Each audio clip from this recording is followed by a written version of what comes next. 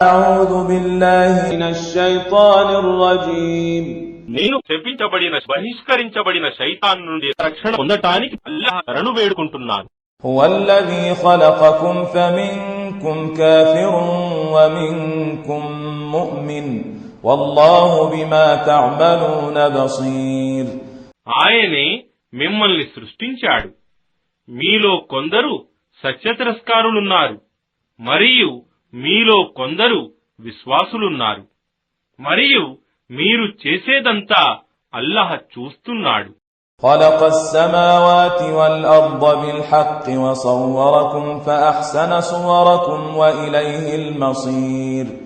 ఆయన ఆకాశాలను మరియు భూమిని సత్యంతో సృష్టించాడు మరియు మిమ్మల్ని ఉత్తమ రూపంలో రూపొందించాడు మరియు మీ గమ్యస్థానం ఆయన వైపునకే ఉంది.